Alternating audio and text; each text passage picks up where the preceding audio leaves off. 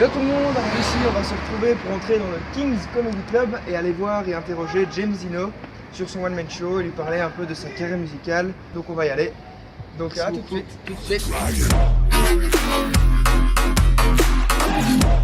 Donc bonsoir James Dino.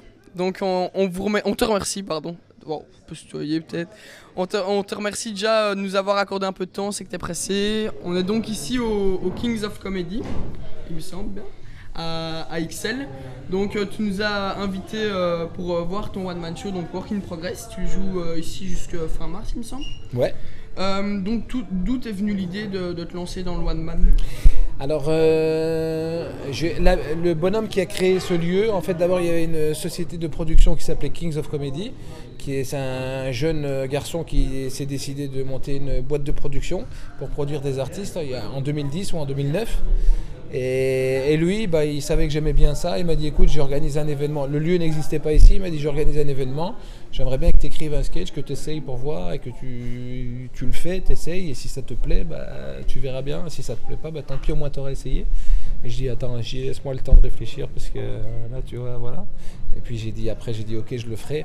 Et à partir du moment où j'ai dit je le ferai, je m'étais engagé. Et puis j'ai écrit un sketch. Je l'ai fait jusqu'au bout, j'ai sauté à l'élastique, c'est un saut à l'élastique, c'est le même genre de processus. Puis ça a bien marché, ça m'a plu, et donc j'ai un peu continué, puis petit à petit, de fil en aiguille, voilà quoi. Et donc on t'entend aussi dans Les Enfants de Cœur sur Vivacité. Est-ce que, comment tu t'es retrouvé aussi un peu dans cette émission? Là pareil, c'est la suite de ce premier sketch, j'ai commencé à jouer 8, 9, 10 minutes dans les endroits à gauche à droite. Et puis ils ont eu un projet d'émission de radio ici qu'ils ont proposé à la RTBF, dans laquelle j'étais chroniqueur avec d'autres camarades qui étaient produits ici. Et on a fait un pilote et le pilote a été pris, puis voilà, on a continué. Là, ça fait 4 ans qu'on est là maintenant. Et l'émission, elle influence un peu ton one man ici et vice versa? Il y a des chroniques que j'ai écrites pour la radio que j'ai repris évidemment dans le one man show. Mais il y en a beaucoup que j'ai repris puis que j'ai enlevé parce que je me rends compte que c'est quand même deux milieux différents. Ici, c'est très urbain, c'est un public très jeune et Vivacité, c'est quand même un public plus populaire dans son ensemble. La moyenne d'âge c'est 55 ans quand même, la démographie en Wallonie. Donc on a affaire à un autre public, donc il faut aborder les choses de manière différente, quoi. Et donc est-ce qu'on retrouve, on sait que tu as commencé un peu dans le freestyle, le rap, est-ce qu'on retrouve le même James Dino ici dans le one man que dans justement ta carrière musicale? Je crois que c'est quand même deux modes différents. Le rap, c'est quand même très premier degré. Ici, c'est quand même très deuxième degré. Donc, il y a quand même un monde de différence. Après, c'est une question de musique aussi. Et je crois que le point commun, c'est ça. C'est un peu cette musicalité.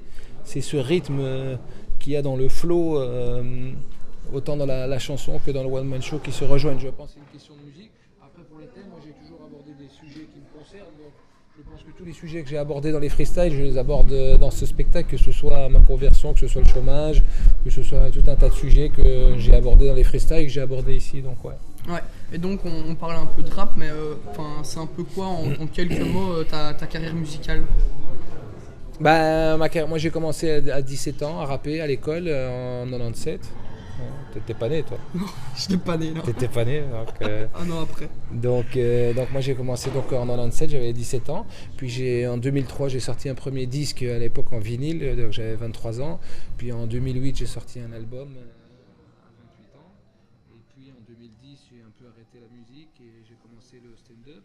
Et puis maintenant, en 2011 j'ai recommencé les freestyles, un peu les freestyles de la semaine, jusqu'en 2012, fin 2012. Et puis maintenant je vais refaire un album...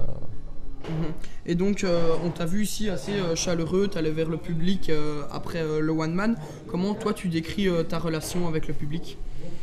Je sais pas, parce que le public ça veut rien dire, mais je sais pas, le public ça veut rien dire, le public c'est vaste.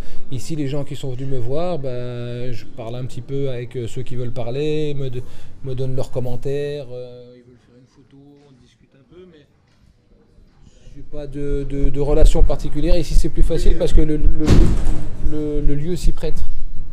Donc ici on peut discuter, mais sinon si tu es dans des théâtres plus classiques, en général tu discutes pas trop avec les gens, tu vas en coulisses. Et sinon c'est quoi une journée typique pour toi dans ta vie d'artiste? Bah écoute, à 8h je me lève, je réveille ma fille, on fait un petit câlinou, après on va manger, on déjeune, j'habille ma fille, j'ai une petite fille de 2 ans et demi. Je l'habille, je la prépare, je m'habille, je me prépare, je la dépose à la crèche à 9h30, après je vais déjeuner, et puis là je commence à bosser jusqu'à 13h. Voilà, soit j'apprends des textes, ou soit j'en écris, ou soit je lis le journal, ou soit j'écris une chronique pour la radio.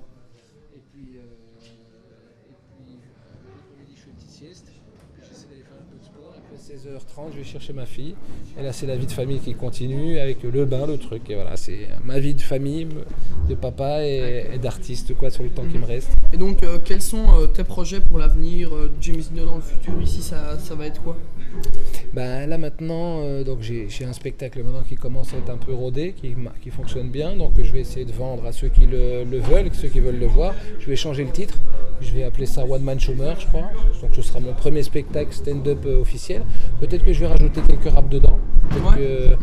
Si c'est dans des lieux plus propices à ça, dans des théâtres et tout, je rajouterai peut-être quelques raps dedans. Et alors je vais faire un album, si tout se passe bien. Et puis là, je vais peut-être être remplaçant, je vais jouer dans une pièce de théâtre. Mais c'est pas encore fait, donc on en parlera plus tard. Mais voilà, quoi, on essaye un peu de combiner. Je continue la radio aussi, donc on essaye de combiner un petit peu. C'est de combiner un peu tout, quoi. Et donc, enfin, question qui nous a beaucoup été demandée, la compote avec ou sans morceaux? La compote sans compote, parce que moi j'aime pas la compote. Non, ma fille va devoir en manger, mais moi c'est sans compote tout court. Voilà. Que de la purée, et de la saucisse. En tout cas, merci beaucoup de nous avoir invités. On se retrouve le 18 avril au Puissance Stage à Nivelles, à la Formule série. Donc encore merci beaucoup pour le spectacle, pour le temps que vous nous avez accordé. Et à bientôt.